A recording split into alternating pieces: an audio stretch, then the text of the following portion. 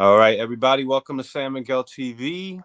I'm San Miguel. Welcome back to the channel. We have a special live today, a special live stream. I have two guests. First, I have Brooklyn Outlaw, who's been with us before. What's good, Brooklyn Outlaw? What's good, brother? Well, what's going on? Not much, man. All right, and I want to introduce everybody to Betsy. How you doing, Betsy? Welcome to my channel. Welcome to the live stream, and thank you for doing this. Hello, Miguel. Thank you for having me. It's a pleasure to be here with you both, with Sean and yourself. Yeah, we've been talking a little bit coming up to today because for those that don't know, a good brother of ours and biological brother, Betsy, has passed away, and we are all heartbroken about it. And we have a lot to say about a man named Andy Dieujuste. You can pronounce it different ways, but that's also he's also known as Lamad Gabar. This is the name that he went by in the church, in the ICGJC, which I call a cult. They call it church. I'm a former member. Brooklyn Outlaws former member, and I want to talk to Betsy about things like how it was, looking from the outside in, having family that's in there, and how the whole, the entire relationship went. This is going to be a good live, so we're going to start. We're going to start this immediately. I'm going to start straight with Andy's. When was Andy? When was he born, and where was he born? So, Andy was born in Boynton Beach, Florida in 1980. He was the first Haitian American child to be born here from our hometown in Haiti. So that was like a huge thing for him to be the firstborn Haitian American from our hometown. Right. He grew up here. He left when he was 17 to go to Orlando, Florida. Right. And that's when he joined the cult, is what I call it. Right. Yeah. What year was that? Do you remember what year he joined? Well, I would have to do the math. So hold on. Well, Brooklyn Yeah. Outlaw, they came in together, so he would probably know. Okay. Yeah, it was like around '03. You know what I'm saying? '03 is when we heard it. You know what I'm saying? There was no official church or nothing like that. But we gathered together with the brothers in Orlando, and it was '03. Okay. So, and I also definitely want to say my condolences to you, sister. I know this is it's hard on everybody that knew him. It's got to be even harder on you, being his biological sister. How close were y'all?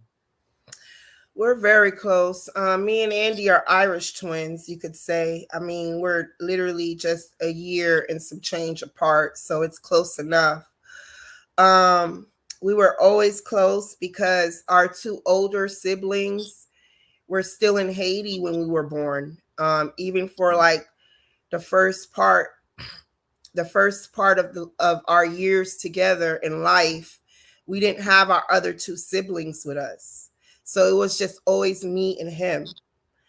And eventually they did come over, but I believe before they even came, or like right after they came, my father had left. He left to go start a business in Haiti, but ultimately it ended up in him and my mother getting a divorce, separated.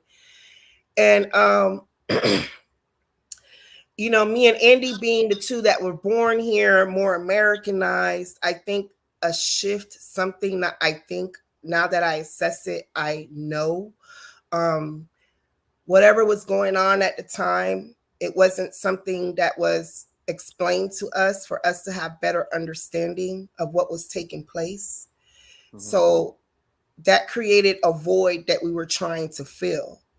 Mm-hmm. Myself, I took to the streets to fill that void, meaning that I went and found a family in the streets that I consider family till this day.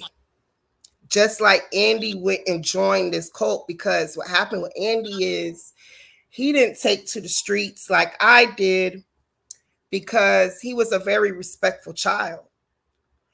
As you guys may know, because everybody who speaks of him, who has had an encounter with him, will all say the same thing. He's a respectful person. He's a graceful person. So he was a very respectful child. So he wasn't one to like disrespect my mother by running away. I was a runaway since at the age of 13, 14. So by the time Andy left, and how he left was my father finally decided to come for us when I was 16 and Andy was 17. Okay. And I wasn't going to Orlando because I was already making a way for myself out here. Andy, however, took that as an opportunity to leave with my father. He was only with my father until after he graduated high school.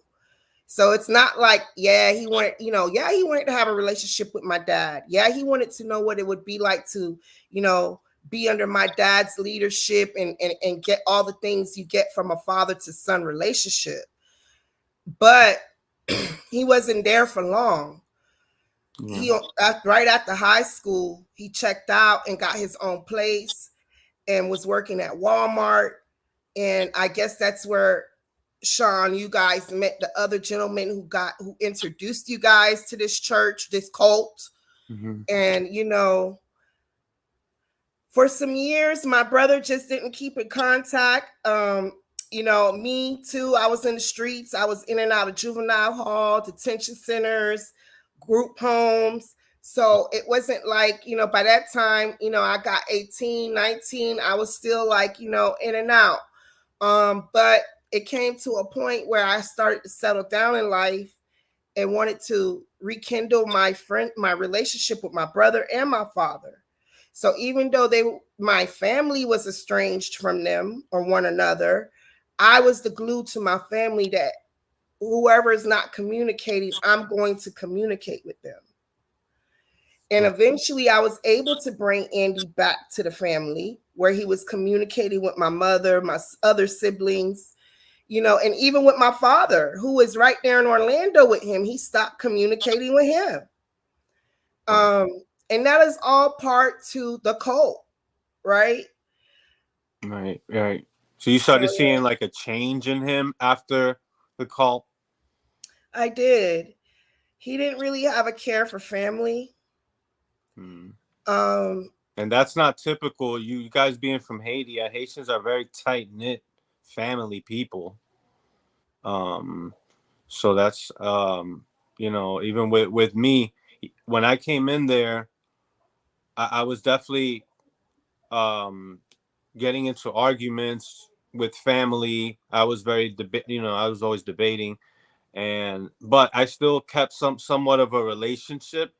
A lot of brothers and sisters in there, it just becomes total chaos with the family if they don't join, and then they'll just shut them out of their life. That happens when you come in. We do that to your real family, and then when you leave or when you get put out of the cult, now your new family is now doing that to you, and you might end up with no family at the end of all of that. But so it's very complex, and I know, so I want to shed light on that, because you probably didn't understand what was going on with him during all this time, because he found a new family pretty much, and it was us. And yeah, I'm glad you went into his childhood, because I wanted to ask you what kind of a child he was growing up, and definitely get into like what kind of changes you've seen. He was like distancing himself in a way. Is that what you saw, you think?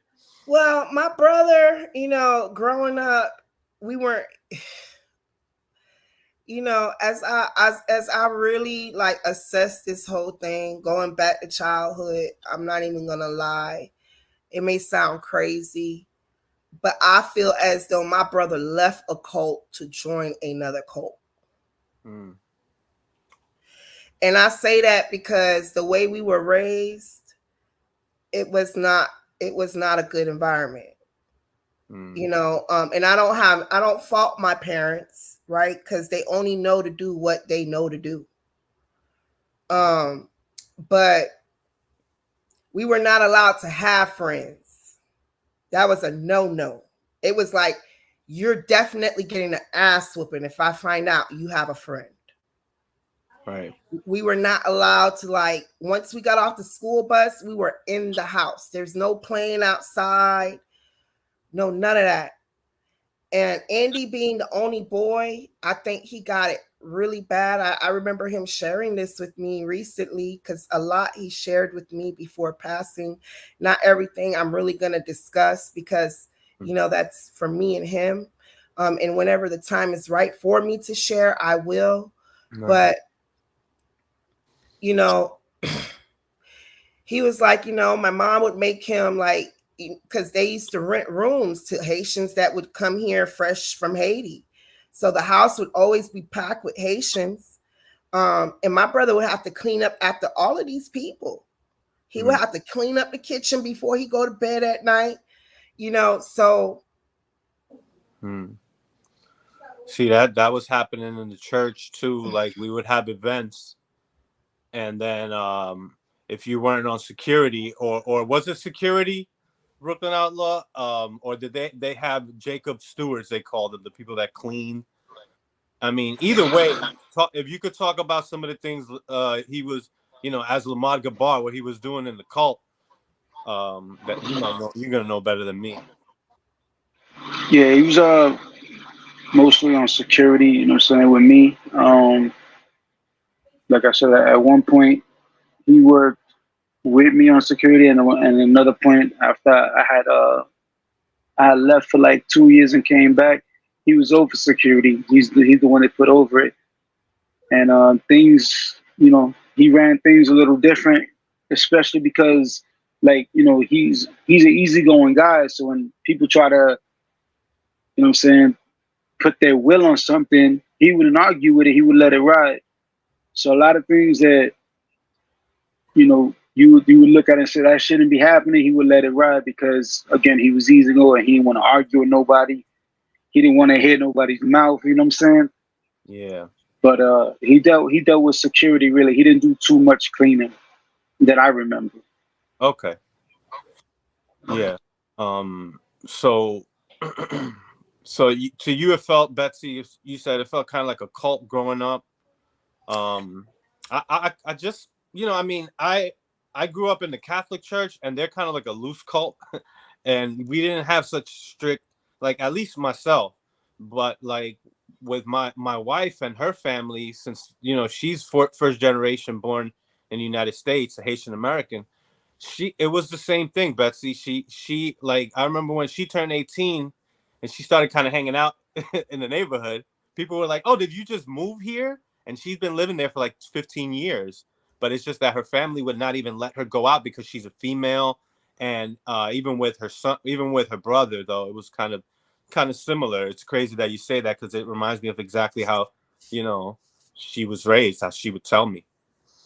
Yeah. yeah, definitely, and like I said, Andy just happened to be a good kid, so he listened and I didn't. And Mm, honestly, I wish Andy would have took into the streets with me. mm, I remember one time I did run away. He came with me, but he went right back. You know, he mm, wasn't a thug. My brother wasn't a thug. He wasn't a gangster. He was really someone who had a love for God. mm-hmm. Yeah. We grew up in that. And he thought he found something where, as I'm looking at your guys' pictures and as I talk to you guys, I come to understand better, right? My brother was looking for brotherhood. He was looking for camaraderie, Mm-hmm. you know, um, Yeah. and he thought he found that. But the crazy thing about it to me is, even right now, as I try to communicate with these people or whatever kind of interaction I see going on through text message or whatever. Yeah. All of this, these people do not even know members of their congregation on a personal level. Right. It's like they have these people invest all of this, like risk their lives, give up on their health, give up on their family, not have no kind of desire to, really, it's no ambition. If it's not about the cult, there's no ambition. That's what I witnessed with my brother, right? That's what I witnessed with him. I didn't see that he had a desire for anything other than the cult. The only reason why Andy ended up in my business with me is, yes, I needed him because I was facing some legal issues. And he's always been that brother that will step for me, even when he was in Orlando. If I needed cars, he's my co-signer. If I needed apartments and I couldn't get it for whatever reason, he was my person. You know what I'm saying? Yeah. But only reason why Andy ended up in my business is because he couldn't hold a job. They don't even allow y'all to hold a job. Like, they want all your money. They want you to go here, go there, do this, do that. And I remember always telling my brother, bro, there is nothing that is godly or that is a fruit, and you cannot see it develop in that person's life. That's the problem that I had with the cult, because I did not see where the growth was going. Yeah, you guys are shooting out scripture, but to me, it wasn't even activating the power of God within my brother. Wow. It's almost like he was relying on the word itself, and that's like, I don't even want to get into that part of things. But what I would say is, me and him had very, very similar ways of thinking and beliefs. Right. It may just be that we understand how to tap into our power differently. Right. And yeah, so what kind of business do you do, if you don't mind me asking? What is it that you're involved in? So I'm involved in what you call recovery houses for people with addiction recovery. Wow. And yeah, with addiction recovery. And I'm gonna share something, Sure. It's just a lot that's come to light. I remember a long time ago, this is when me and my brother had just started, we connected back and we were talking. And when we were kids, we didn't even know what Christmas was. We didn't even know that kids get gifts on Christmas. How we found that out is a cousin of ours who was staying with us was dating a white lady. And she had given us some Christmas gifts. And that's how we found out that you get gifts on Christmas. So it was a special moment for me and my brother. So some years back, I had found this lady on Facebook. And I tagged my brother and I was like, yo, look at, such and such. You remember her? He was like, yeah, I remember. And then he was like, but don't tag me on no offense to anyone watching this. He was just like, don't tag me on no white people shit. Right. I was like, yo, what's up with that? Like, yeah. And Miguel, I want you to like kind of go to something that we was talking about the other day, because that sat with me, right? Yeah. So I'll finish off with what I'm saying first, though. Yeah. But the thing of it is my brother really, like I told y'all, got a thing for white girls and Chico girls. Okay. Yeah. So yeah, I know that Spanish people are allowed in the culture. That's considered. I understand that, right. But my brother got a thing for thick white girls. Okay. So for me, what that made me understand, once I figured, like, and I hate that I never even asked him that question. But I think, like, I hate the fact that my brother probably didn't have a shot at real love because he never felt like he could publicly be with the type of person who he really desired to be with, because it's against their beliefs, of the cult's belief. So not only did they rob my brother of family, they robbed him of love, and they robbed him of financial stability. Right.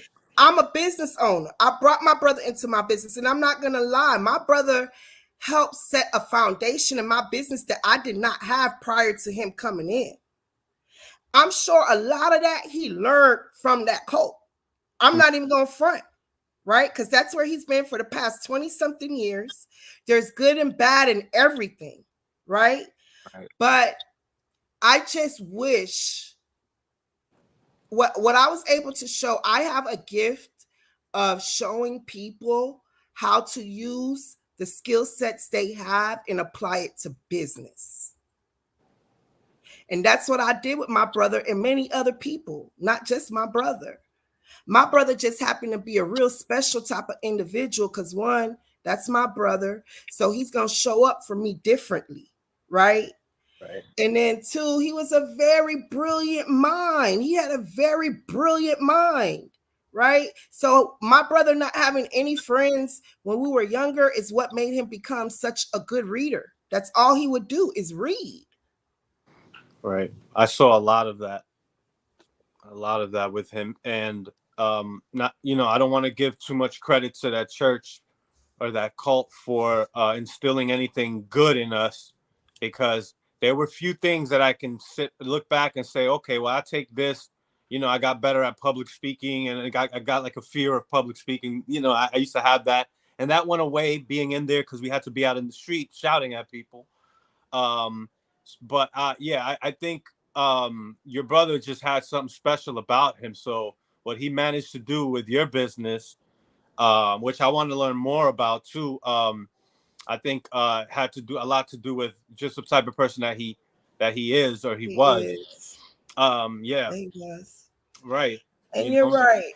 You're right. So this was a time though when he was still in the cult, and you're trying to get your thing established. You're going through, your legal issues, and he's in Orlando. You're in Boca. That's like a 3-hour drive, right? And he comes down and kind of puts the business on his back, is what it sounds like, right? So what happened was my brother was at Walmart since he's been in Orlando. And he could not keep a job as many years as he's been at Walmart. I think he was there like 15 years. I don't know, a long time. And what started happening was, by him going on these trips, Walmart was on the verge of firing him. And my brother wanted to get fired. He wanted his little 401k money or whatever the case may be. Right. And so that happened. And I don't know what he thought in his mind, right? Because I remember one of you guys telling me how my brother, when he got his place, he had a member staying with him who didn't want to pay no rent, or was just whatever. Right. I think that is part of this brainwashing. This whole no ambition, no, I don't want to do nothing. And the reason, and it's not that they tell it to you guys, because I'm very familiar with I'm not a psychologist or anything, but just the type of people that I service to, this comes with it, right?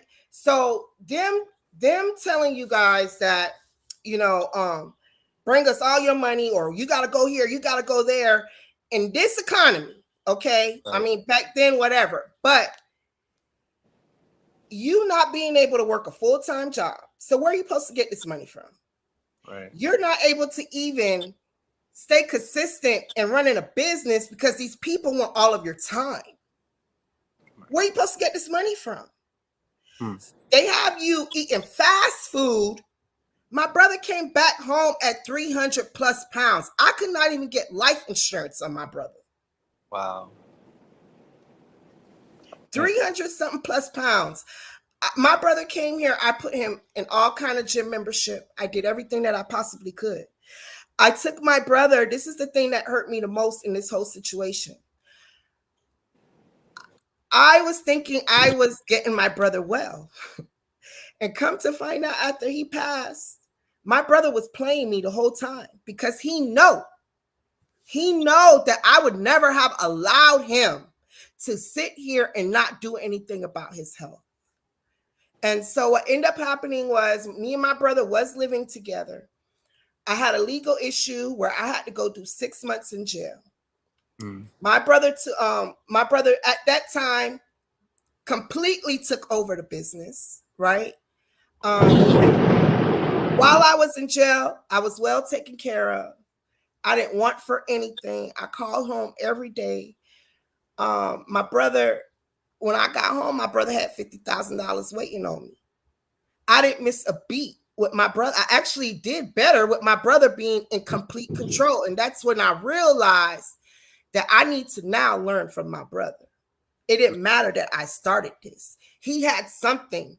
He brought an element to my business that made it stable and consistent.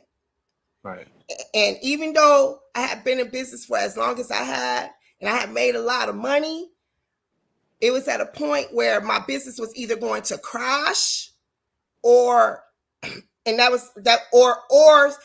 I figure it out to keep going. So being that I had not figured it out previously, I wasn't the person for that. My brother came in and did that.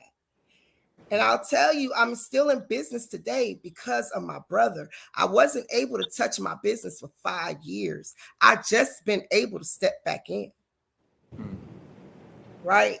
So I say all of that to say that, you know, I tried to show my brother things. I took my brother to get, he had open heart surgery.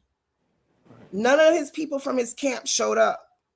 He was in Orlando one time. None of his people in his camp showed up. We need to understand that. We're trying to convince him to leave the cult because these people cannot possibly care about you if you're in the hospital and they're not showing up. He didn't care. He just sat there like a big teddy bear, like, whatever.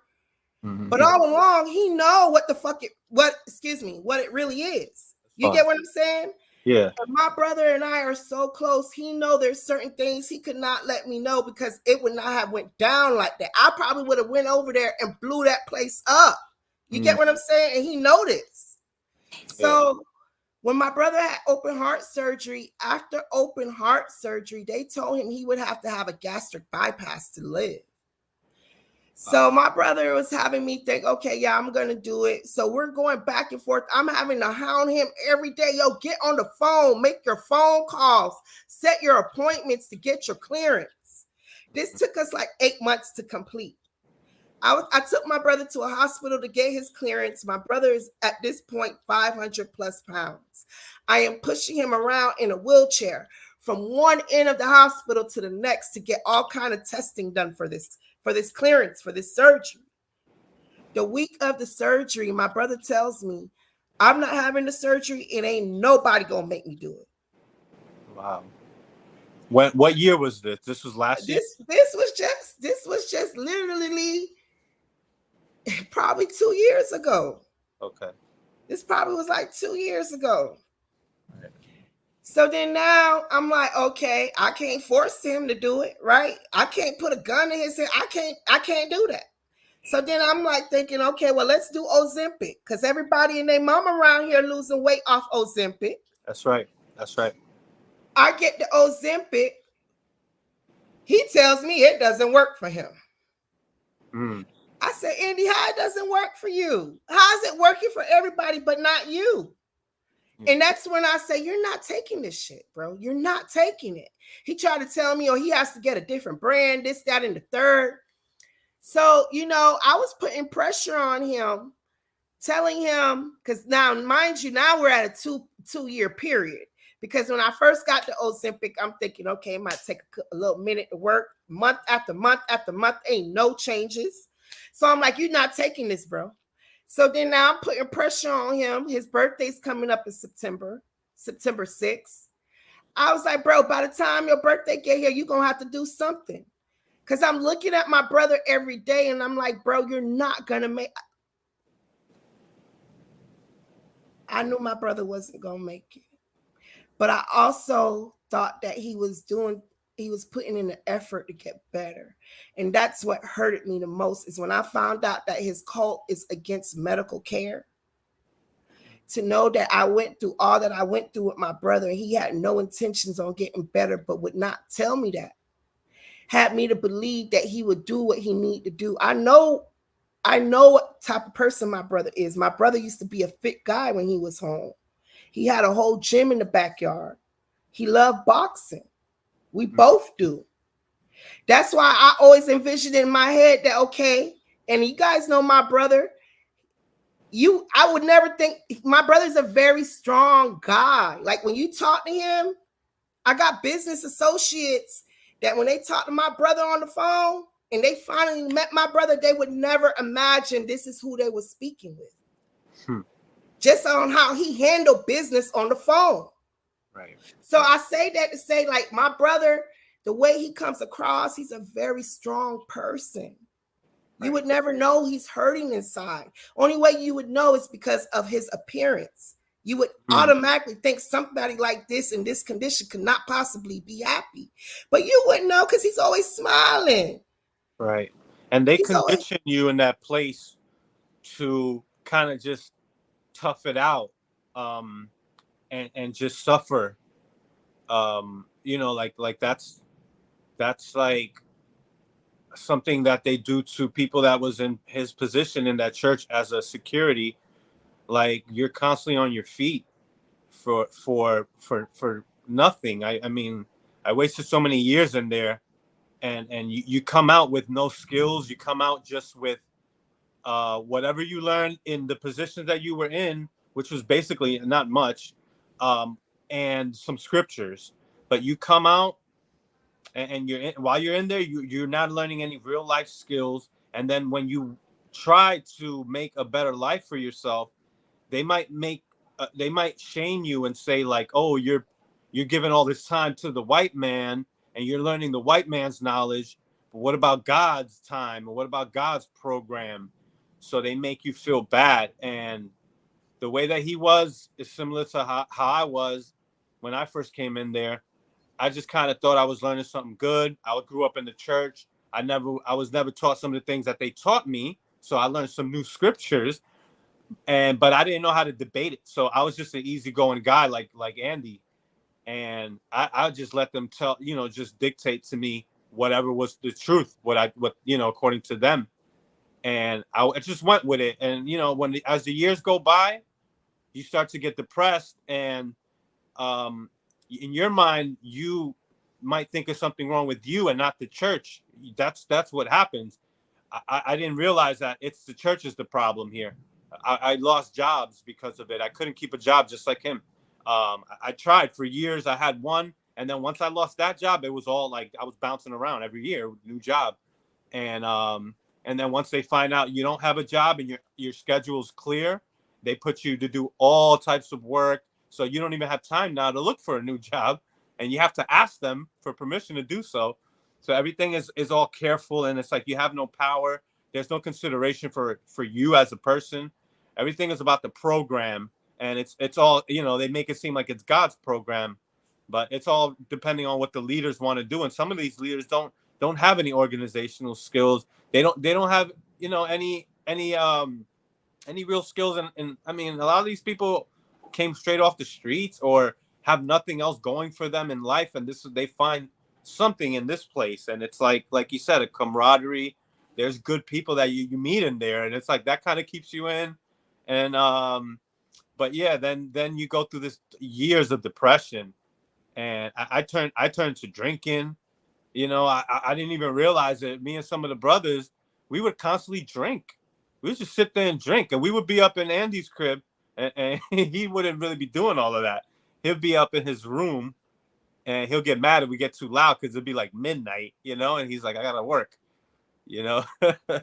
But yeah, he was always a good guy, and unfortunately, this place takes advantage of good people, and they make good people think that doing bad things and saying bad things is just normal. They normalize very bad behavior.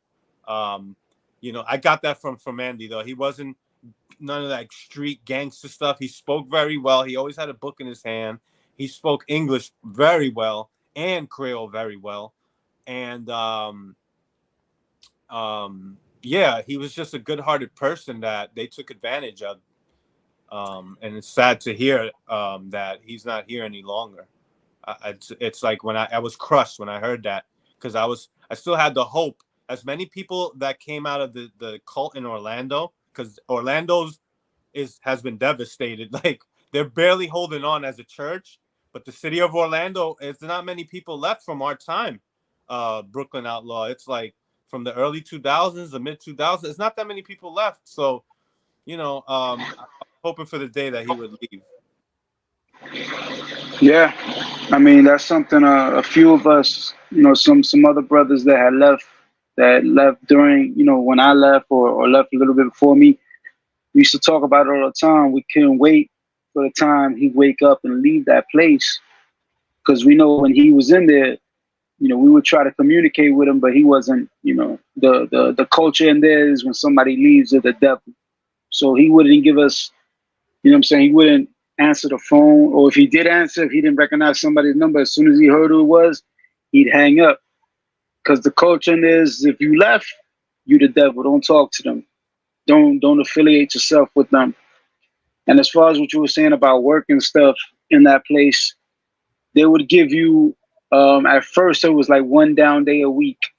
You know what I'm saying? A day where you don't have to go do the work of the Lord, or you don't have to do all this bullshit and that bullshit, whatever.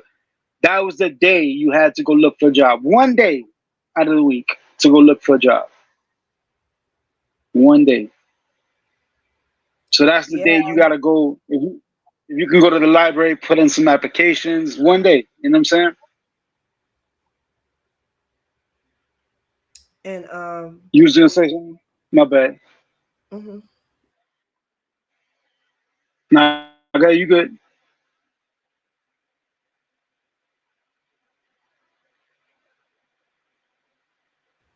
Okay. You okay? I mean, my brother was not even in a condition to even be moving around like this. It's very, man. Listen, these people are murderers, bro. I don't care in what way you want to put it. To have somebody who is damn near 600 pounds drive back and forth from New York, right? This is how crazy this shit is. The guy who was talking to my brother, I don't even think he knows my brother like that. Okay. So my brother purchased a plane ticket. My brother, I don't know when's the last time my brother has even been on a plane. My brother cannot even fit on a plane. Wow. Okay. He purchased the plane ticket to show them that he purchased the ticket, but really what he was trying to do, it was that he wanted to tell them that, hey, I missed my flight, and hoping that they was going to let him slide. Mm. And the guy I heard, I wish I was there, but my sister told me the guy I heard was on the phone screaming at my brother, telling my brother, why didn't he purchase another flight ticket to jump on the next flight? Hmm. No regard of if this person has the funds for it, if there's, what was the situation as to why he even missed his flight? None of that. They are so careless. It's as to why I'm confused why people even feel as though this is a place to be, when there is no signs of these people really caring for you. Hmm. I've never been there, so I don't know. And I'm sure there was something there that drew you guys in. You get what I'm saying? But for me, I think it's important to speak about this, because whatever individual may be dealing with, whether it be some brokenness, whatever it may be, it's not right that you have cults or any type of group of people, including the government, right? Because to me, this is exactly what the government does. It is fucked up that we have our own kind of people that has created a system within the system. Right. Wow. Like, that's crazy. This is This exactly. is why, and my brother was so, me and him would have these kind of conversations all the time about the government. Right. Jumping from the Bible to the government, right? So that's why, and I'm gonna tell you guys, towards the end, I really believe my brother discovered what he knew for the past 24 years was not what he thought. And instead of facing the music, I don't know when my brother made the decision that he was going to drink and eat himself to death, but he made that decision. Whether the no medical care was part of that, but he was going to do what he needed to do to get himself right, even though he was refusing the medical care. I don't know when that clicked in his mind that he was just going to completely give up. But what I will tell you is my brother got to a point where he didn't even want to work. My brother didn't even want to work. That's why the business became so convenient for him, because he could leave and go as he want. COVID happened. He was happy, but he gained more weight during COVID. And then when the thing opened back up, he was like 2 more extra 100 pounds from before COVID. Wow. So now y'all want him to travel at this condition, right? So it's just, dog, they have you to not give a care in the world. I think what saved you guys is the fact that you have children. You have a wife, you have family, somebody that had to make some kind of light bulb come on to know that, hey, this over here is going to have me reconsider what the hell is going on over here, because it's just not adding up. But when you don't have no reach like that, you'll easily just, like, I just feel like my brother was like, yo, before I try to reverse engineering this shit, I'd rather check out. Wow. And I believe, and when I say it like that, my brother was a firm believer in believing I'm here to just preach the word of God, because that's what they have y'all to believe. I'm just here to preach the word of God and do my work and go home to be with the Lord. And for him, he's done his works. He's good. And I gotta believe, not that I gotta believe that, I know that, and I find comfort in that. Not peace, but I find comfort in it. Because at the end of the day, the monster that they tried to turn him out to be, my brother was not that. My brother came here, he was more valuable to the clients in our business than I was. And that's because he's just the personable guy that he is, the person that he is, the caring individual that he is. I'm a business person, right? I know how to make business moves, which is like something me and my brother would bump heads about. I'll tell you, like, we had lost the property. And when we lost that property, before I knew we lost that property, we had lost that. By the time my brother told me we lost the property, we had already lost that property a whole month in advance. And my brother never told me. The reason why he didn't tell me, he didn't want the freaking people to be homeless. It was no funny business, no nothing like that. My brother, I could put it on everything I love. Ain't never tried me like that. On everything. I told y'all I went to jail for 6 months. My brother held it down. Like, I will never find another like him. But point being is, I think my brother came to realize, because the people who we service to is Caucasian. It's mostly Caucasian people. Yeah. Right? So for him, I think he started realizing, because back in the day, you know, when he would say, man, don't tag me on white people. So he used to be like, oh, white people, the devil. My brother Ben stopped talking like that. Ben stopped talking like that. He actually went to saying, well, like, you know, all people are of God. God had to have created everybody. Like, where white people come from? But that's not how he was talking years ago. That's why I know things went to changing in his mind. Right. But it wasn't to the extent where he could really fully express himself to me, because he can't let me know what's going on in this organization. Yeah. Me and my cousin, when we were in there, we would hide certain things from the family that might make the church look bad. Like if we were commanded to pay a certain amount of money, or if we had to miss a funeral because it's the Sabbath day. If we had to miss a funeral in our family, we did that, and you know, we try to keep it on the low. If we had to fly to New York, we wouldn't even tell our family, and find out later we were out there. Like, what the hell? We just keep everything on the low. Like, things would happen in the church that they didn't want to speak about. Like Like there were things unraveling for me. Like remembering from 2010 up until 2020 when the leader of the cult died, there was a lot of messy things going on. Like the dude made a doll of himself. The leader made a doll of himself, and it made the newspaper in New York because he was trying to sue the doll maker because he said the doll wasn't black enough. And he made the news. That's how the church became popular at first. It was kind of known in the community. I mean, it was known in the community. Other than that, people didn't know about this place like that. But we were seeing a growth. When I first came in 04 and I met your brother, there was no actual building, but then we started seeing growth. So to us, it seemed like, man, something's right. We're doing something right here. It seems like the right place. But then over the years, there was a lot of false hope. The leader wasn't coming through with the things that he was saying was going to happen. There was supposed to be a church in Haiti. There was supposed to be a church in Dominican Republic that he spoke about. And none of these things are true. He was just taking us along for the ride, and we were paying 20% of our income. You probably didn't know, but we all, that's how much we would pay. I was ashamed to tell people that right off the jump. Like even people that we're trying to bring in the church, like we wouldn't bring that up immediately because we know that's one of the things that it's like a red flag. Like a man can have more than one wife.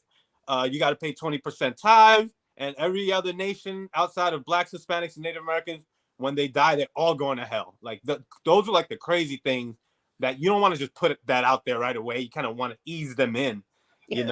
Yeah. But then once like I started seeing certain things with the church. It got raided in 2016. Then the leader got arrested in 2018. He pled not guilty, and then he changed his plea to guilty in 2019, and then he got sentenced in January of 2020. And then before they gave him a surrender date, and so he had like a few days to surrender or months, but then COVID hit. And the leader caught COVID and died on April 1st of 2020. Ever since then, I started seeing members slowly coming out because this thing is you're not just going to be like, I mean, it has happened. There's brothers that leave and it's like immediately they're like, I'm done. And they cold turkey just leave. But I think like with me, it was like a process. I'm sure with Andy, it was a process. And then it starts to get to you. And if you don't find out how to explain the doctrine or whatever's keeping you in, you're just gonna just go along with it, and you're battling your mind because it's like you're holding two contrary beliefs at the same time. This guy can't be sent by God at the same time be dead. How do you, like, he's supposed to take them to the promised land, and now the leader's dead. So I know that was a hard hit for the members in there. They're trying to make it seem like, oh, that's all part of the plan. Haha, you didn't know, like he's going to resurrect from the dead. These people are delusional, to say the least. And you can only do that but for so long, especially if you're a logical person. Your mind is, you get what's called cognitive dissonance, and it's like an uncomfortable mental anguish that it can stress you out. I've seen sisters come in there, and brothers, mostly sisters, they come in, and then years later, they just blow up. They gain a lot of weight. And I think it has a lot to do with depression and just holding stuff in. I think it has a lot to do with that, for real. So what you just described, that was my brother. It's like he was battling with himself mentally, right? Yeah.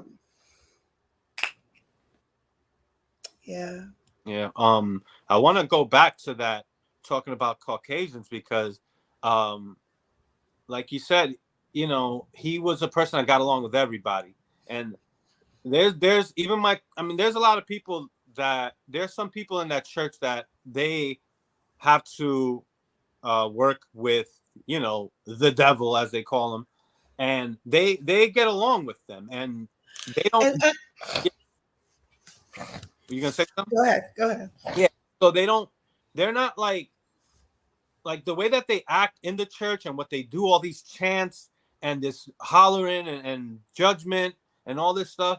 When they go out into the real world and have to deal with these people, they don't treat them. So that's what I'm saying, right? It's good that you brought that up because I was actually thinking about this earlier. I said, so, and I apologize for cutting you off. No, go ahead. So I said, they're in here telling these people that white people are the devil, but then they have to go out here and make money, communicate with the white people to bring back to you. You know how fake that is? Yeah. Like, do you know what that could do to someone's character? Right. Someone that means well. Someone that's here to have purpose in life. And I just hate that my brother didn't have the right guidance, man, because this man could have really made a change in whatever way he did it for the short time that he was here. But there was a lot more he was capable of if he was around the right people. For sure. Right? And it's just, you were saying something, Miguel, the other day, how like the very thing that they tell you to hate is what the people become. Right. I don't know in what way you said it, but how you put it, it made sense to me. I don't know if you want to elaborate on that. We were talking about how, like, how is it that they make y'all say that all white people are evil? Yeah. Right. And then you come out here and now you're hate. I used to call y'all the Black KKK back in the day. Yeah. When I would see them out in Palm Beach and stuff trying to talk to me, I would tell them, y'all know my brother? And I would break down, like, give description, and they'll be like, oh, yeah, we know him. I'm like, yeah, while y'all at it, make sure y'all let him know, while y'all around here preaching the word of God that's supposed to be love, that he don't even communicate with his family. Like, at one point, I was communicating through other members to get to my brother. Wow. When I would see them in the street. Wow. And eventually my brother decided to reach out and okay, sis, let's have this relationship. I want to say something real quick. Going back to what you were saying about health. Back, I don't know if Miguel remembers. Remember when they had the first Archangel Awards in Orlando? The first one in Orlando was 2008, I believe. Right. My son had 3 brain surgeries in a 2-week period, and it was having this Archangel Awards in Orlando, and they kept pressuring me about going. My son just had brain surgery. This is an award show, by the way, for those. This is an award show together. Yeah. Yeah, for those who don't know, he's letting you know. My son just had brain surgery. So one, I wasn't going nowhere because my son needed me to be at home with him because he's sick. He's a child. He needs somebody to watch over him, take care of him. On top of that, I had no money. I had shit because everything was going because I was out of work because I was at the hospital. But they pressuring me that, yo, it's in Orlando. How could you not go? And I'm like, what don't you understand? That my son just had brain surgery. I'm being pressured to go because it's in Orlando. There was not a fuck given that my son just had brain surgery. It's in Orlando. How could you miss it? Yeah. I had people from New York call me and trying to find out why I didn't go. And I had to explain to them, my son just had brain surgery because the people in Orlando that was over letting them know and communicating was not telling them my son just had brain surgery. The brother's straight, let's not bother him. They didn't tell them because they were scared to say something. They're not going to let them know that because then they would have to explain to them. They're like, no. Let them call him directly. And when they called me directly, I had to explain my son just had brain surgery. And that's when they fell back. Oh, brother, I'm sorry. I didn't know that I didn't know your son had surgery. How you didn't know? Y'all supposed to be watching over the flock. You're supposed to know the state of the flock. Right. They're not telling you what's going on. So the stuff that happened with your brother. Who they talking to? No, I know. That's what I'm saying. The stuff with your brother, I can see where the supposed higher ups in other states might not know because the people around and not telling them what's going on, because that's not important. What's important is make sure that money's right. Make sure the money count. Make Right. sure this and that. Press them about this. Press them about that. But don't say nothing about when somebody's health is in danger. You're right. Because it is supposed to be a spiritual place. Shouldn't you be letting the heads know so they can pray for you, Right. if anything? But they don't even know. So how could they pray for you if they don't know what's going on? Right. Because again, it's about power. It's about their positions. They don't want to lose their position, so they don't want to say nothing. There was times where I had questions on certain things, and I had somebody in Orlando who was over me, and I'm like, "Yo, what's going on with this?" And he's like, "Yo, I don't know. Call New York." I'm like, "Nigga, that's your job." But I'll call him, and when I do, guess what? The person in New York tells me, "Why did I call him?" Because I'm not supposed to be calling them. That other brother is. And when I tell them that the brother didn't want to call, that I had to call, they ended up calling him and cursing him out because these niggas are scared. How about You are supposed. when the sink in the bathroom was hanging off in Orlando in the church, and it was like 5 years, man. Like it was for a long time that they didn't fix this thing, and that sink could have fell on a child if a child's trying to wash his hands and he leans on it. It's like it was Yeah, like hanging on, and it we was had a to sink. go Just to to the be clear, it was a sink. It was a sink in a woman's bathroom where the women and the children mostly use. right. So Okay. we know most likely a child, if that shit falls, is gonna hurt a child. Yeah. You know what I'm saying? This is a sink in the women's bathroom that mostly women, women, because of course it's the women's bathroom, and the children use. Right. And reports will be sent up to get this shit fixed. And the people in Orlando know that it needs to be fixed, and they ain't doing shit about it. Yeah. They'll send a report up to New York, and New York, like the way, like I said, the way this church is ran is there's no organization. Things get lost, like in paperwork. Like people they don't even tend or care about these things. Like it's just like whatever. We'll worry about that later. And then if you bring it up, they'll get on you and be like, brother, we already know. We're gonna get to you on that. And it's like, all right, well, I thought I'm waiting. It's been 2 years, 3 years, and you can't even bring it up because then you get in trouble. It's like, Let me yeah, correct you on one thing real quick. yeah, Things don't get lost in communication, because let you not pay something, that's gonna be communicated. Mm. right. Let you not send that money, that's gonna be communicated. Mm-hmm. But if something important like that, somebody's health, or making sure something gets fixed, or a child doesn't get hurt, or a sister doesn't get hurt, that's not important. So that's not gonna, like you said, it might get lost in communication because nobody gives a shit.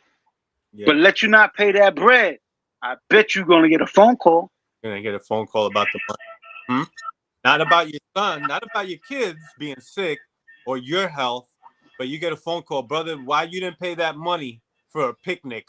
Something that's not even uh, a law in the Bible, because we would celebrate the Passover, Hanukkah, and things that are written in the Bible that are like holy days. But the Archangel Awards, that's not a holy day. That's their own day that they created to get more money. The picnic too. So yeah, there were things that we were pushed to do, and it's like, what? Okay, I guess I just have to do it, and I got to shut up about it. You can't complain, and yeah, like what I was saying was that the church, that place turns good people into bad people pretty much. It makes good people think that doing bad is good, because saying things like, "Oh, I'm gonna enslave, the white man and take their women as bed wenches and kill the kids." They would say things like this. Some of the more hardcore members would say stuff like this, and it's But my like thing it's is, Miguel, my thing is not to cut you off. My thing is though, in saying stuff like that, what about that is godly though? right. To not have because you guys have been in that position, you know what I'm saying? So that's kind of why I'm asking. I'm not, I'm Well, just like curious to know. actual scriptures that you could find in the Bible where God is going to take vengeance on the enemies of the Israelites. So what they'll do is that they'll blur time, linear time doesn't exist to them. They used the enemies back then, and they kind of interpreted in a poetic way to mean the white man today, or these people today, Chinese people. They're your, and everybody's your enemy. Like it ain't, they don't discriminate. I mean, they discriminate against everybody. It's not just white people, but they have a particular hatred for white people, and it's like, who are you mad at right now about things that happened in the past? Like, what are you gonna do? Go to their graveyards and scream at them? Like, these people are all dead and gone. If you're mad about slavery, like, they just keep you mad about things, and this is another thing that adds to the depression. It's like you're just constantly upset, and you're waiting for God to make a change. And some of these people don't care about jobs, owning property, or building wealth. None of that stuff matters because they feel that America is going to be destroyed anyways. So That was my brother. Yeah. That was my brother. Right. No matter how much I brought this to his attention, I got him involved. There was times that I say, okay, it's going to be a hit. And as much as my brother helped me set me up for what's next, it did not matter. This shit did not matter to him. It did not matter what the possibilities are. It didn't matter how he's seen it coming, how invested we are, what the bigger picture is, what's to come. He didn't care. He didn't care. Like you said, my brother didn't want to work. He didn't care to work. He was just doing what he was doing with me because it was something to do, to get money at the time, to still continue to feed these people and travel. But honestly, my brother was stuffing his face more than ever, drinking more than ever. I'm finding out he couldn't go to sleep without drinking. Wow. You know what I'm saying? And so now that too, at some time in there, and post, like, leaving the cult, I was there too. That's great. And I honestly, I mean, just the things that we shared. He shared stuff with me the last 2 weeks of his life. My brother, me and him would have conversations about the Bible all the time. Like I said, we have a lot that we believe in as far as beliefs that are the same, but there are things that are not the same. And the last time me and him had a conversation, I won't get into what all the conversation was about, but typically my brother would give me pushback, pull out scripture. He been stopped doing that with me because, me and him, we on a level like, nah, bro. He'll tell other members, my sister ain't with it, dog. She ain't with it. She gonna talk to you. Y'all gonna share scripture. Y'all gonna talk. She gonna break it down in her own way. We gonna break it down, but she gonna stick her ground to what she believed. And that was the same for him. But we could always meet in the middle somewhere. You get what I'm saying? But he always gonna shoot scripture, have some kind of pushback, something. Last heart-to-heart conversation me and my brother had, he didn't give me no pushback at all. I even recall it clear as day, saying to myself, well, damn, why this nigga ain't said nothing? No pushback. That was the last heart-to-heart conversation me and my brother had. Before probably started seeing the bullshit. He probably started seeing that bullshit when you was talking to him. Shit started clearing up a little. Yeah. And you know what I mean? Like, that's something that, me and like I said, a few brothers we used to pray for. Like, yo, come on, man, he need to wake up. Like, Lamad Gabar's smarter than that, as we used to say. He's smarter than that. Come on, bro. Like, you gotta wake up. I know he see the shit. And like, before I left, one thing that I'm gonna share with y'all now. Before I left, when I was in there, like, faithful, one day he told me, he was like, bro, they sleeping on you. I'm like, what you mean? Because it's all about how much scripture you know and what you know and this and that. Because I wasn't like the scripture dude. I didn't know every scripture. I didn't have shit memorized like that. I wasn't a fucking parrot. But I knew what I was talking about, and I would know how to break things down and explain things to you, like man to man or whatever, if I'm talking to you. And he told me one time, man, they sleeping on you. He goes, they don't see what I see. They just see that you might not be able to memorize as many scriptures as this brother, that brother, but it's not about that. It's about how you see people, how you talk to people, how you treat people. He told me that. He was like, yo, I see that, bro. I see that in you. They sleeping on you. He goes, but I see that in you. And that shit hit my heart. Cause again, this is my homeboy. I know him since 99, you know what I'm saying? I knew him way before that place and everything. He was telling me, I see something in you that nobody else sees. You know what I'm saying? Because in there it was all about, oh, that brother, he could memorize shit. You a fucking parrot, bro. You ain't memorize. All you do is memorize. You don't know what that shit mean. You don't know what the scriptures mean. Yeah. You know what I'm saying? We're talking about the Bible and you talking about this and this and that. So what? You can memorize it. What's the bullshit? If you can't apply it, what does it Can't fucking mean? apply it to activate your power. Right. If you can't apply nothing, then what does it mean just because you can memorize it? That don't mean shit. Right. And that's the one thing that I took that I was like, damn, that shit hit my heart. Like he told me, yo, I see something in you. They sleeping on you just because you can't memorize it like they can. So what? That might not be my gift, like the Bible says, whatever. Yeah. One has the gift of teaching, one has the gift of prophesying, one has the gift of this. Everybody's different. The one thing in there is they want everybody to be a fucking robot. You gotta just do what they say, do what they do, and everybody speak the same like a fucking robot.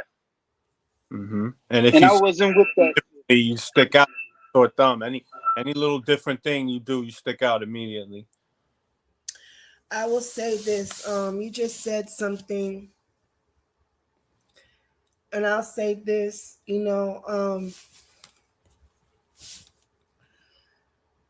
The part about my brother telling you what he saw in you, I know exactly what you mean. Yeah, I have a lot of people tell me that. I have a lot of people tell me like, dang, you're a go-getter, you're a hustler, you're gonna make shit happen, da da da da da. I've heard all the things. But at one time I was trying to start like a wholesaling group, like trying to get people together to build a team to do wholesaling on real estate. And my brother was my partner and everything. Whatever business idea I came up with, he was there. He was there to support me, to fill whatever position was needed. And so we tried to start this little mentorship group. So when we come in, we'll have everybody introduce themselves, and my brother will always, that's when I started hearing him like talk about me, like describing me, you know what I'm saying? Like who I am and what I've done. And basically who I am for the family. You know what I'm saying? And it was through those times, like when we would be in business meetings and he would talk about me, that would let me know, that actually helped me to believe in myself more, right? That helped me to like really believe. Prior to my brother coming in, I told you I'm from the streets. You know what I'm saying? So I came across this business because I used to be a dope girl, and I came across this business because I was noticing, the guy I was dating at the time, we were noticing how a lot of people is moving here, walking around with luggages. What is this thing? And then we found out that, okay, they're addicts moving from out of state, coming here because we live in the capital of recovery. And so when I opened up my first halfway house, when I first entered into this thing, I was 1 foot in and 1 foot out. Just like how you see, the cult thing. You get what I'm saying? Right. It was like I was confused.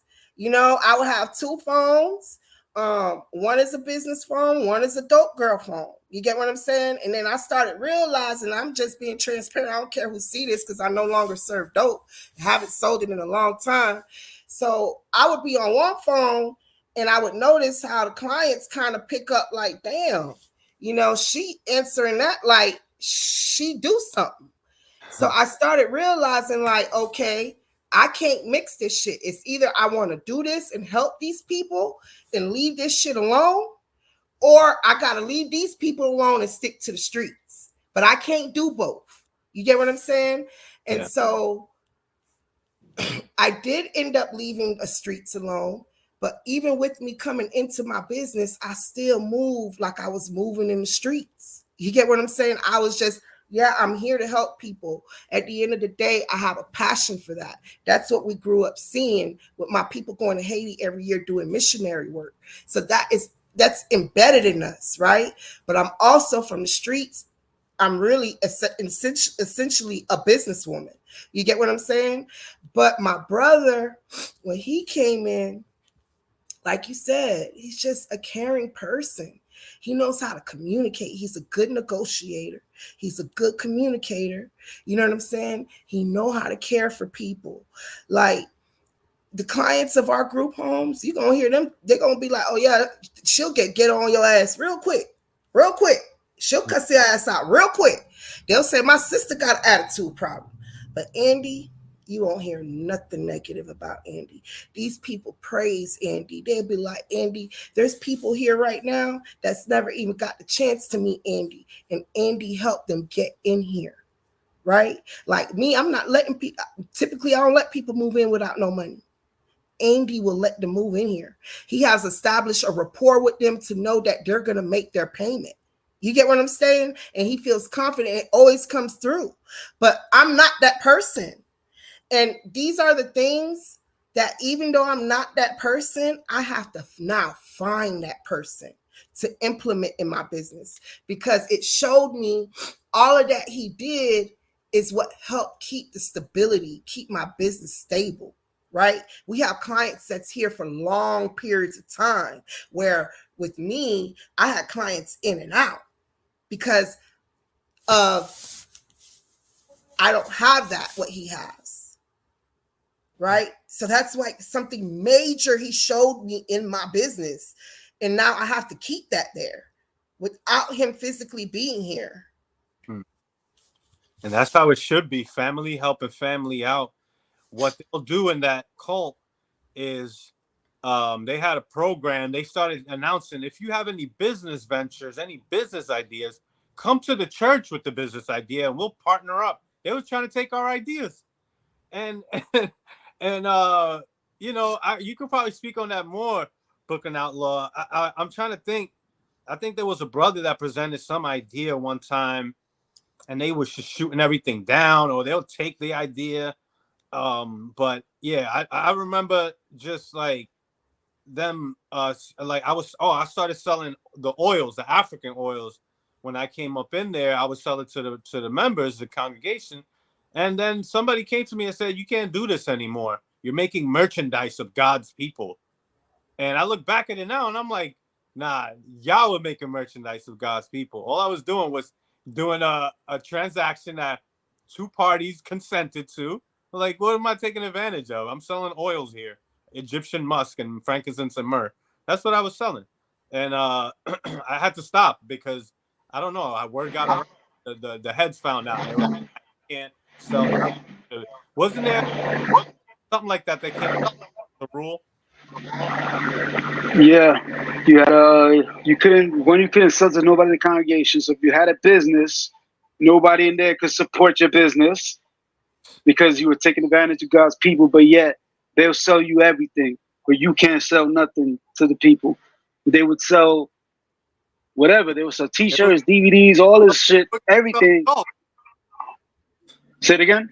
They were gonna sell that doll, a doll, man. Like, Yeah, there's a bunch of shit. They was able to sell you everything, but you couldn't sell nothing. You couldn't do anything. Nobody could support your business. hmm, But yet they want you to bring in 20%. And it's not just 20%. Let's break it right. down. It was 20%. Right. There was this payment, that payment, this payment, that payment. Go to New York every 3 months or This, every gotta month. pay for that. Go here, go there, get this rental, get this ticket, get this room, get this, get that. Like, and listen, I do the same thing in business, right? I'm catching flights too. I'm catching hotels, all of that too. So this is what was with me and my brother was the same. It's just his mind is somewhere else in my mind. So my cult is business, if you want to call it that. Right. You get what I'm saying? And but at least what I'm doing, I could see the fruit from it, right? And I don't want to put like money is everything, because money is not everything. That's what I loved about my brother. You get what I'm saying? That's why I think he was just ready to go, because to him, if it came down to this, I got to worry about doing this to take care of that. That became too much for him at the point that his mind had gotten with this cult. For him to be at 43 years old now to try to reverse engineer, to try to say, okay, I'm now finna get back in good health to go work. That was not happy. He didn't want to think about that. He didn't want to have to think about getting up to go work for somebody. And that wasn't even like something we were considering, because he was working in the business, in the family business, right? But I don't know if that was a good idea, because it looked like he just sat there and gained more freaking weight. I saw you had mentioned something, a post about him not wanting to lose his rank, right? I wanted to speak on that. Right. Because at one point when I was he was a bishop, and which is a pretty high rank. Mm-hmm. And he had got in trouble one time. He had lost the rank and got knocked down to a 13 shield general, which is a rank underneath, but doesn't have as much responsibility. What I saw in him when that happened was a sigh of relief. Like, thank God I ain't got to deal with some of this shit no more. Right. Like, it was some weight lifted off his chest, because as the bishop, there was so much required of you at every fucking rank in there. But when you get to like a position of a bishop, you got to make certain trips and you got to do certain shit. You could see the sigh of relief. Like, thank God. Some people be like, yo, brother, that's all for you to look like you happy you lost the rank. But I saw my brother was, hell yeah, fuck that shit. I ain't got to deal with that no more. That's the look that he had. So I just wanted to bring that. I don't know if things changed after I left. Maybe he got in different positions. I don't know. But I know when he lost that rank, he was happy. He felt good. Like, thank God I ain't got to deal with certain shit no more. Because they would put you, yeah, you would think the higher up that now I'm in a position to help people, I'll be happy. No, it was just more burden on you. Right. More burden. And there's not saying, it's not saying that the more up you should be, the more you don't have to do. Because of course you're gonna have to do more stuff, but damn, it shouldn't be so much of a burden on you. Like I was telling you, I don't know if I think I told you, when I had got a high position, I had found out there were some people in the hospital, some sisters, one that just had a baby, and one that had she had a situation, you know what I'm saying? She was in the hospital. I went to go visit them. I saw the sister that had the baby, and I saw the other sister. When I got back that Friday night from, going to visit them, I got questioned. Well, I heard you went to go see these sisters. I said, yeah, I went to go check them out to make sure they was okay. Nah, brother, you can't do that. I said, what you mean I can't do that? The Bible tells you to visit the sick. What are you talking about? They don't do what the Bible tells them to do. It's all about power and position. And don't go visit people because now I gotta visit people. What are you doing? That's the type of shit it was. It felt like, don't do it because now I gotta do it. If you do it, then I gotta do it because I'm in a higher position than you. How are you visiting them and I'm not going to visit them? Yeah, that's what it felt like. I'm like, damn, they use that rank as that carrot and the stick, right? I did a video on that. They use that. Every cult creates some type of system of reward and punishment, where they can reward you if you do good, and then like I literally, when I got my rank, I was in tears. That's how happy I was when I was in there. That's where I was at some point. And then when I got put out, like you said, Andy wasn't the only one. When I got my rank taken away and got put out momentarily or whatever, suspended, I was relieved. I was actually happy because I had so much responsibility, and everything going on in my life. I couldn't enjoy my kids or my wife and my family, and I was just mad. I was stressed. It's like I didn't feel like that love that I felt in the beginning, because it wasn't all that organization. Like they didn't put the vice grips on us yet until years later, right? Like when I first came in, it was very loose. Everybody was nice. We did things on our own, and I did things because I wanted to do it. But once they started to push me and they started overstepping their power, they had me do all types of stuff. I was like, you know what? Now I don't even want to do it because y'all forced me to do stuff. And it's like, I'll do it if I want to do it. But I got to the point where it was like, I resented going out, handing out flyers. I resented speaking to people. I didn't see any results when we went out and handed out flyers. It was very, very little results. People wouldn't even pay attention to us. So all of that disappointment and false hope, I could imagine Andy was dealing with. I mean, he was dealing with the same thing he had to be, just like me. But his case was a little different because I think what happened in 2020 with the leader dying, I think that people was just devastated on the low. They didn't want to show it because they're being told. I think so too. I remember he told me that the leader died. I remember him mentioning to me because he don't share shit with me about that damn cult. But I remember him mentioning that to me. And what I'm saying, reason why I say that is because for him to say that to me, mean that it hurted him. Right. Mean that he felt some type of way about it. You get what I'm saying? But in all of that, he still kept into himself whatever he was feeling. But during COVID, Andy sat there and didn't move. Did not move. And then after they decided to go back open, yeah, go ahead, Miguel. No, go ahead. Go ahead. When they decided to open? When they decided to open back up is when Andy, now they're requiring him to go back to Orlando, back and forth. You were asking earlier, how Andy ended up here. So how Andy left Orlando was he lost his job at Walmart. Do you remember what year that was? I do not. Okay. I do not. But I'm gonna say it had to been like Andy, I would say about 7 years ago, maybe. Okay. And when my brother got his money for Walmart, he crashed that out until he couldn't do it no more. And then he started staying in his van. At that church in his van.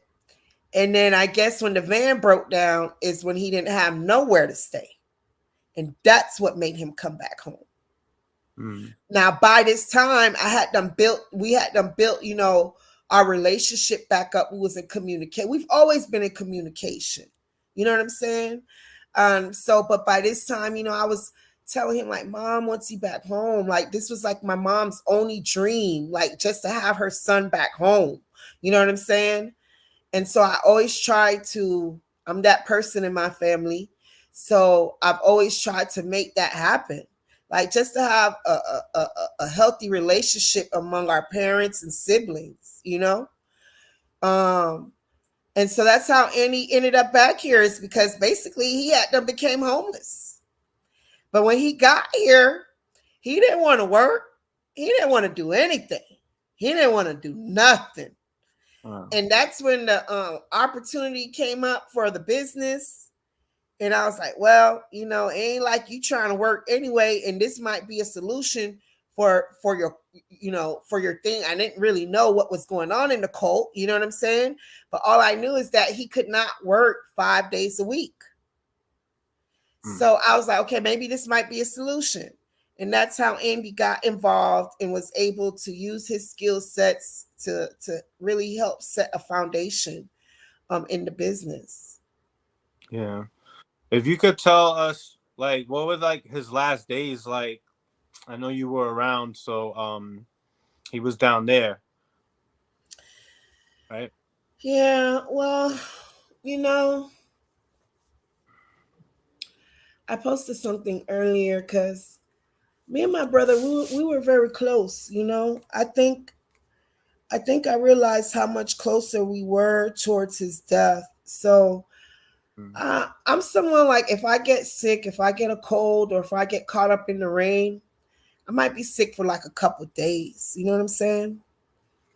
So the first the first thing that happened that let me know something drastic was about to happen in my life, I took a trip to Chicago recently, and everything that could go wrong went wrong on this trip. Anything and everything you could think about that went wrong. And I remember, oh God, I remember that I had part of the trip was I had left my wallet. I had lost my wallet at the airport, Mm. and I had jumped in a Uber and went to my Airbnb, which is 45 minutes away from the airport. And I remember because my brother was just that person, like remotely, wherever he sits at, he helped manage my life. And this is what he would do for anyone who came in contact with him, even all the Haitians at my mother's house. He's someone who helps people manage their life. So, like any little thing I need, he's my bookkeeper, he's everything. So I just be like, yo, I need this, I need that, move money around, whatever, whatever. So anyway, me losing my wallet, I don't know. I just freaked out. And for whatever reason, in that moment, I called him crying as if somebody had died. Mm.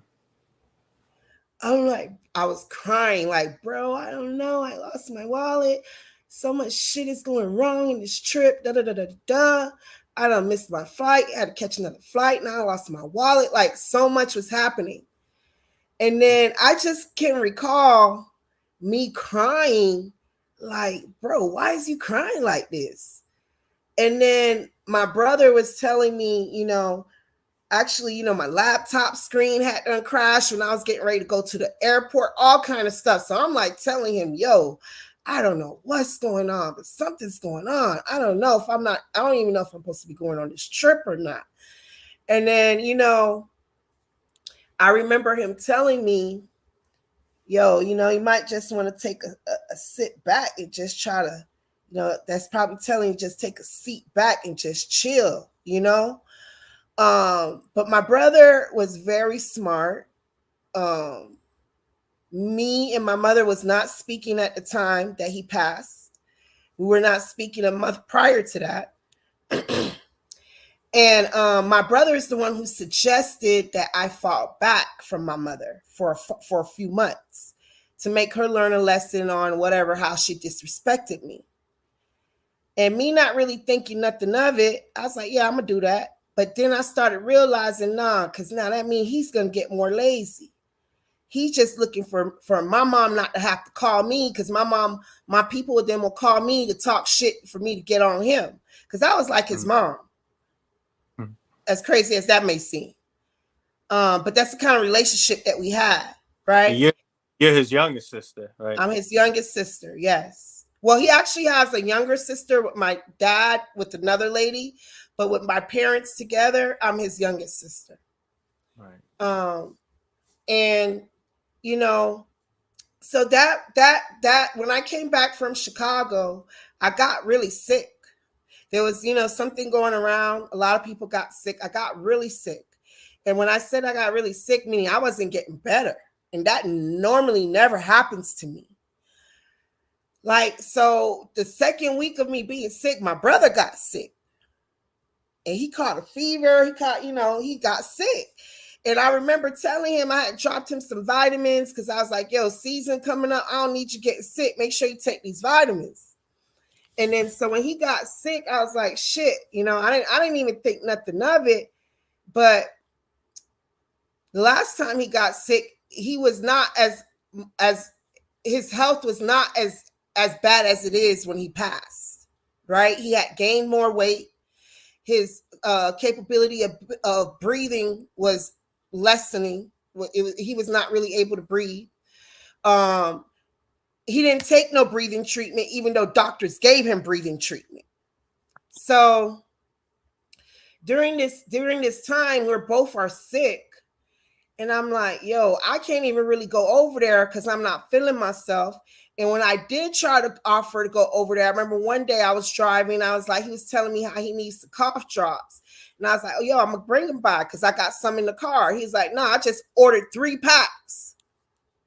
He said that so my ass won't come by because he was not looking well at all. And he know if I would have seen him like that, I would have made him go to the hospital.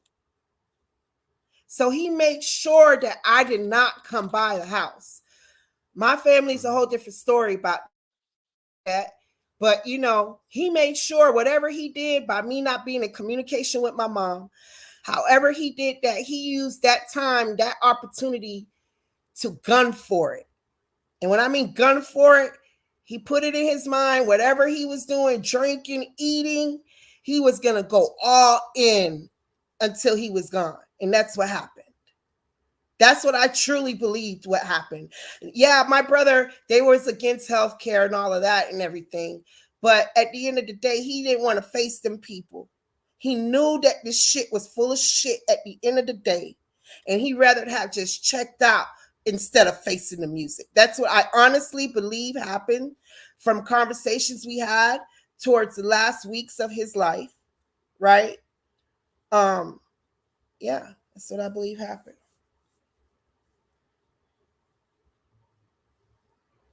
That's sad to hear, and I was devastated when I heard it.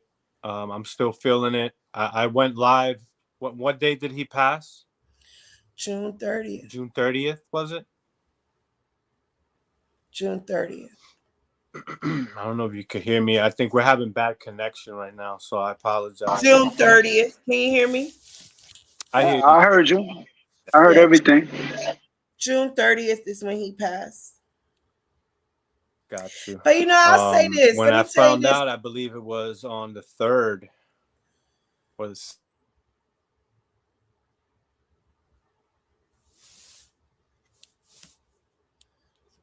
Miguel freezed up. Yeah, that's what it looks like. You back? Yeah. I don't know what's going on. I'm sorry. You left off with you found out on the 3rd. Yeah, I was I couldn't even get through the live without breaking down, crying, thinking about just what could have been. Just when you look at the life of somebody that's in there, like myself, and my brother Brooklyn Outlaw, like I was so happy when he left because I was already out, and I'm trying to get people out, and I was like, and I came across your brother one time because I was popping up, like I was showing up at these people's seminars. I was like, oh, nah, y'all gonna hear it from me, man. I'm not just gonna be one of these brothers that leave the cult and don't say nothing. I was on a mission. This was like 7 years ago or 8 years ago. And I saw your brother and he gave me a nod. And I was like, I think about that. That will stay with me for the rest of my life because the way that those people treat me in there and talk about me, it is as if I'm the devil. And your brother still had the heart in him to just at least say hi. And I think about all of that. And I'm like, it just, I broke down, man, many times on the live. I'm over here crying. I'm like, remembering your brother, Andy, such a good person. It couldn't have happened to a greater person. That could die young and all of that. And it's like, man, definition. So, we're getting ready to bury him Saturday, this coming Saturday. I don't even know if I'll be able to speak at my brother's funeral. I know I should. I'm probably one of the people who knows him best. And I really want the world. I mean, it's not even that because I'm going to speak on many stages about my brother. This is something that I know. But I would prefer the first stage to be at his funeral. So I just hope I have the strength to be able to speak. But I went to church today and I had to really come to an understanding to overstand this situation. And what I will say is, at the end of the day, it brings me comfort to know that my brother was a man after God's own heart. And he left this place believing he did everything God required him to do. And he's at peace with that. He was ready to go see his his creator. Mhm. He was ready to go be with his creator. He didn't no longer want to be here. He know it would make me sad. He left so many things. He told me so many things before he left that he's never told me before, to let me know that it would not be my fault.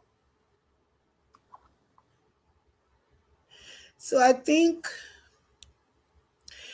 don't want to think of him as like, damn. And that's why I'm grateful for you guys. Because you guys really had me to understand what my emotions, what was I going through. Because at first, I didn't know if I would have to check in somewhere. Because I really felt like everything I went through with my brother, I really thought I would see the day that me and him would be walking in business meetings together, taking trips together, just all kind of things that I envisioned of us doing together once he got better. And you guys made me understand that it wasn't my fault, that this is something that my brother got into, and whatever level it took him, there's nothing I could have done about it. I wish I would have uh known that there was people who fell out of this cult and there's people against it, and to know what goes on in here. Maybe if I would have known that, I would have known a better way to help my brother, but I did not. And so I have to believe that everything happens for a reason. I have to believe that God wanted this to happen this way, and whatever positive movement is to come from it, because it will be. This pain won't be in vain. I promise you that. Andy knows that, right? Andy knows, like wherever he is right now, he done figured that shit out. He Mhm. know. He know how I'm coming, right? It may not be today, it may not be tomorrow, but this is something that's going to be in me, and it's going to show up in many places of my life, right? And um I just, I want him to be remembered. I don't want to be sad at his funeral. I don't want to play sad songs, right? Because to be honest, I would love my brother to be here, but I understand. I believe I'm understanding the situation for what it is. And to be honest, I feel a sense of power, more powerful with him through spirit. I don't know if that makes sense to you guys, but it's almost as if he was here for a purpose and a mission, and it came to a point where he mentally and physically could not complete that mission no more. And now we are stronger together through spirit. Right now, I am just now getting over being sick. Like I may cough once or twice a day, might pull up a little cold or whatever. You could kind of hear it in my voice. But what I'm telling you is, by next week when I bury my brother, I will no longer have not one kind of symptom from me being sick. And to me, it's crazy that I've been sick this whole time. I've never been sick this long. Mhm. So I've been sick before my brother got sick. Me and my brother was sick together. I ended up losing my brother to being sick because he Mhm. caught a fever and basically got really sick, and just died sitting down, you know? Um, and to know that I got over being sick right before I bury him, it says a lot. I think this experience showed me how to be more in tune with myself. I don't think it was anything that I could have stopped, but it definitely let me know that something was coming. And I really wasn't paying attention to try to figure out like what is coming. you know? So, yeah. That now I appreciate you coming on and saying those words. I'm getting choked up because this is that's how beautiful your brother was to us, to me. We love that guy. Everybody did. Everybody in that place loved him. He was just that, a big personality. I'll never forget him. And any, just so you know, I'm here. Anytime you want to hit me up, we could talk about whatever. I'm here. You definitely have a brother here still. Somebody that does care about you. And I really cared about your brother. I created my channel for people like him. I created my channel for him, literally. I was thinking about people in Orlando, more specifically my cousin who's still in the cult. She refuses to leave, and it gave me motivation to keep going and keep going. And I had hope, and I started seeing people dropping left and right from the Orlando cult. At least all over, people are leaving. And I think there's a fallout. I think everybody was going through that, and everybody was dealing with it differently. That place kind of broke me a little bit, and then I had to find myself again, and it made me stronger though through that that pain and everything I went through. I think I've gotten stronger. I know what not to fall for. I know how, because I was just somebody that trusted. I was a believer in God, and then you coming at me with the Bible, like I really trusted in this place. I was naive, but I had good intentions. I think we all did, and I know Andy. I know we all did. I know Andy did. He was just a good guy that thought he was doing the right thing, and it's I don't want to be sad either, because at least I got to meet him, and I got to experience that type of person. Some of the best people I met in my life I met in that place, which is very ironic, because the most evil man that I've ever met in my life was the leader of that cult, and all he did was use good people. He was broken, he was damaged, and he really I mean you want to say something. I guess we could start wrapping it up and say like our last things. I don't know if we missed anything. I know there's a lot more we could say, but Brooklyn Outlaw, if you want to say some things, and then I'll give it back to you, Betsy, so you could close it off. Anything you want to say about Andy, and or to the people in the cult. I don't know that another story I wanted to get to, actually, Betsy. We could do that in a minute, but yeah. Yeah, just want everybody to, remember my brother Andy. He was a good dude, man. I love that dude. He was he was special, man. Yes. And he would see the best in everybody, even if there was a so-called Edomite, white person, according to the Bible. According to what they say, excuse me, not according to the Bible, but according to the Israelite Church. No matter who, like they said, there was a dude named Scott. I told you the story. He went fishing with this dude, a white dude. And I used to, Scott was an asshole. I'd be like, "Yo, man, why you going fishing with Scott?" And it was against what we believed to, hang out with white people. But Andy would go hang out with him, fishing with him. And he saw the good in them. And to the people in that cult, I want y'all to know, I'm going to keep this short and brief, man. That dude, Tazadaki, was nothing special. Nothing he knew was special. Nothing he knew he got from God. Everything he got from some other bullshit and some other cult leader. Malachi York and all these other people, that's where he got it from. Nothing he got was from God. He wasn't special. Stop following some dude, especially he ain't here no more. Stop following this dude, man.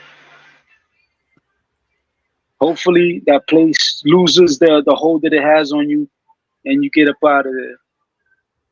You know what I'm saying? That's all I gotta say about that, man. And Betsy, if you could just also touch on the last well, you had a conversation with these people, right, with the ICTJC, about Andy and what we're gonna do, what you guys was trying to do with the funeral arrangements. right? Was there some type of contact? What happened with? Yeah, so they contacted me. One individual contacted me, and then I guess the head person, whoever that is from wherever they're from, it was a Pennsylvania number. Um, but like you said, they were not even. All he got on the phone and said is, and at that time, I was so hollow inside. When I talked to him, I wasn't crying, but every word was coming out slow. But I made sure I broke it down to him. But all he was concerned about is just what I told you. Uh, After me telling him everything, you guys have a 600-pound person driving back and forth to New York. How dare you? Da, da, da, da, da, da, da, da, da. All the things you just heard me mention. You know what this man tell me after I'm done talking? Well, this is what Andy would want. Andy would want us to service his funeral, and we don't do funerals on Saturday, so it would have to be Sunday. And you don't need to worry about Andy. Andy came to do the work of the Lord, and that is what he did, and now he is with the Lord. This is what this motherfucker told me. Didn't have no sympathy. Like, there was no condolences, no nothing. This motherfucker just jumped straight to some kind of scripture and tell me this is what my brother was born for. He is gone now. You should not worry. You should not be sad. And we need to do his service. And I promise you, if anybody shows up that looks like they're from that cult, it's going to be a shit show ass funeral. And my people know that. And I'll just leave off with this. My brother was a brilliant man. He was an individual who had a caring heart. He was very smart, very, very smart, very intelligent man. And I'll say anybody who is a part of this cult, to get out. To get the hell out. I've never been in that cult. I'm an outsider who lost a loved one to this cult, who's seen it take a downfall in my brother's life. And there was nothing I could do to help him. If I knew what I knew, if I knew then what I know today, yes, I would have took the extreme measures like I was already doing. But when you don't know how to approach a thing, when you don't know how to help someone who needs help, in what way they need the help, what can you do? So I would say, I hope the things we spoke about here today can help you realize that this is a cult, right? I hope family members could come across this and to know that if they have a loved one in this cult or a similar cult, to do whatever it takes to help save that loved one. Unfortunately for me, I just didn't understand. I didn't understand what it would have taken. Right. That's it. Well, I want to thank you, Betsy, for coming through. I really appreciate you pouring out your heart here. You didn't have to do this, but I'm glad you did. I want to also send a message out to any people, anybody out there. I see Eva Stansberry. She was in the comments section. That's Timothy Stansberry's auntie. For anybody that don't know, that's Timothy Stansberry's auntie, who the church used the death of her nephew to bolster their church and make noise and all of that. She has her stories too. Everybody has a story, and there's people that email me, the family members, and try to figure out, like, they don't understand. And I think talking to people, former members like myself, Brooklyn Outlaw, anybody that's a former member, that's like the best thing to do. But the problem is that in that cult, they isolate you from former members, even if it's, your best friend, your cousin, your wife, your husband, your mother. They make they look at you like you're evil because you're not in there, especially if you're a former member. But former members are the ones that know best. That's what they try to keep current members away, so they don't hear vital information that they're just out there in the dark. All the information they're getting is being sifted and filtered, so they can remain in there. They don't. So it's heartbreaking, but that's probably one of the best steps to take. Is like I've gotten emails from family members that have like mothers that have family members in there, and they just want to understand it, because from the outside looking in, you don't know what's going on, and you think everything might be all good, and it's not. People are dying in there. People are hurting in there. People are depressed. People have committed suicide in there. I've covered a My lot. brother, my brother just didn't put a gun to his head, because of course we know that's not God's work, right? Right. But what my brother did, and this is what I want the people of the cult to understand. My brother feel as though by him eating himself to death, drinking himself to death, was not committing suicide. To me, that is no different than getting a gun and putting it to your head. Right? I mean, I don't know, you guys. I just feel as though I'm also a very firm believer in the Most High God. And this is why I call the Most High. Because today, when people are saying God, you don't know what God they are serving. Right. Satan himself is a God. I mean, you guys, I believe how you preach is you guys know that you are the chosen ones. We are the chosen ones, right? But what I would say, man, listen. For me, my personal experience is being able to activate the power of God that lives in us and through us. We do not need to look at another man as if he is the answer, because he is not. He is not. And as long as we look to people, to man, to fill the void that only the Most High God can fill, you may find yourself in a cult. You may find yourself in a situation that you think is godly and is far from the truth. And so I say that to say, find your own personal relationship with God. Figure out what that looked like in worship, in scripture, in meditation, and just being with him, right?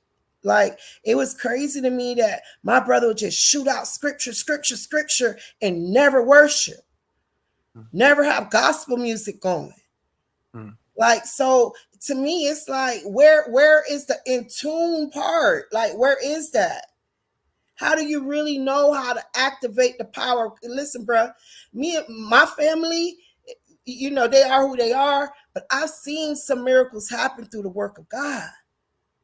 Andy knows this. We were raised seeing this stuff. So we know to what extent it's real. You get what I'm saying? Now, even my folks, them in their religion, there's some blockage there as to how they can fully tap in. Because they're always living in fear mode. Somebody doing them dirty, somebody coming after them, persecution or whatever you want to call it. Right. Living in the spirit of fear is not the spirit of God. Because you serve the Almighty God, the God above all gods. And if you're serving him, you have no one to fear. So, for me, I'm just going to say God works with me in the way that he works with me. Seeing my brother, seeing my mother and their religions, to each his own, right? But I'm speaking to the people today. And what I would like to tell you is know the Most High God for yourself. Have a personal relationship with him for yourself. Don't let nobody dictate your life, trying to play God or trying to use God as a disguise while they're evil, with evil works. is what I would say, guys. And that's it. All right. Thank you, Betsy. Thank you for having me. Yeah, thank you for coming through. You're always welcome. We got to keep in touch, and that's the best place to end it. I'm gonna leave it off of that. Thank you, Brooklyn Outlaw, for coming through. I love you, my brother. I love you, my sister Betsy. I Likewise. hope that you get strong, and we're gonna be here for you if you ever need to talk to us. You want to reminisce about your brother. I would love you anytime. Anytime, Definitely, anytime. guys. This is far from over for me. You already know what it is. Once I put my brother in the ground, like I say, I'll let God lead me into what direction this will go. But I just know, me knowing me, this does not end here. Right. So I have a voice for the people off top, but now it's more of a personal thing. And this still reflects on other things that I speak about on a regular. This is no different from it, other than it's coming from us, right? And so, yeah, I just want y'all support, and I appreciate y'all support. But this is not the end of this. I'm gonna use every skill set and resource I have to expose these people so that other families don't go through this, to try to prevent it anyway, because this kind of stuff has been around forever. It's been around forever, in whatever form it comes in, whatever belief system, whatever program they don't put together, it's been around forever. So the point is there needs to be a movement where people is healed from whatever pain and suffering, right? Where they don't need to feel that some kind of cult or human being is going to be the one to come and fill that void. And that's what I would like to do. Well, thank you very much. Said it. I couldn't have said it better, man. I can't wait to see, what you do in the future, and we'll stay friends. We'll keep in touch. Again, thank you. I'm gonna say good night to everybody. This has been another broadcast of San Miguel TV. I appreciate everybody for coming through. If you want to hit me up, email me at sanmiguelpana@gmail.com, especially if you have family that's in this call, or you want to talk, you need somebody to talk to and understand what's going on. Y'all could hit me up. And this has been another good live. Thank you. Thank y'all both. Catch me on the next one. I'll be back probably in a few days on another live stream, but this has been saying farewell to Andy. Thank you guys. I'm gonna call it a night. Yeah, guys, have a good day. Have a good night. Thank you very much. Take care. All right. Peace out.